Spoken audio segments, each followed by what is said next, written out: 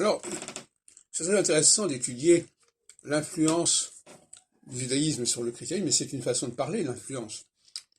Parce que quand on dit l'influence, ça veut dire que les juifs ont essayé d'influencer les chrétiens. Non, ce sont les chrétiens qui ont fait du mimétisme par rapport aux juifs. Donc le mot influence, c'est pas forcément l'émetteur par rapport au récepteur, c'est aussi le récepteur par rapport à l'émetteur. Il faut quand même pas l'oublier, ce point-là. Et quand on relit, quand on compare l'histoire d'Isaac et l'histoire de Jésus, il y a des comparaisons absolument flagrantes dont j'ai déjà parlé.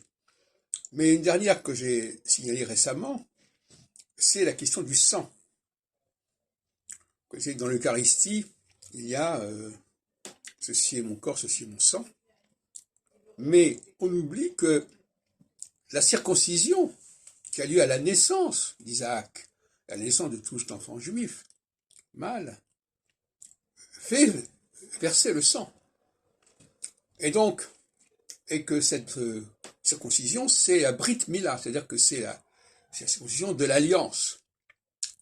Donc, quand le christianisme semble avoir récupéré ce rituel de l'alliance lié avec le sang, par la circoncision, il laisse tomber la circoncision, mais il se réfère à la crucifixion, qui est finalement une forme de circoncision, si on peut dire.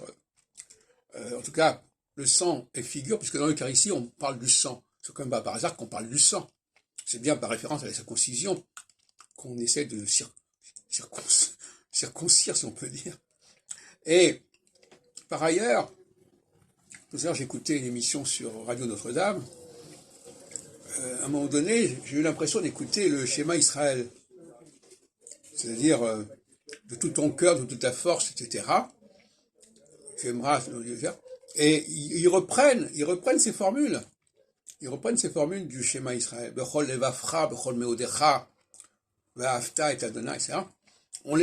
Elles sont reprises presque mot pour mot pour le chrétien dans son idée de l'adoration de Dieu qu'il reprend dans le Deutéronome. Alors le Deutéronome, parce que ça sort de là, le Deutéronome c'est lui-même un texte qui est plus israélite que judaïque de toute façon. Donc on ne peut même pas dire que ce soit un emprunt des chrétiens au judaïsme, c'est un emprunt des chrétiens à l'israélisme. Il faudrait quand même distinguer les deux absolument. Hein, pas du tout la même chose.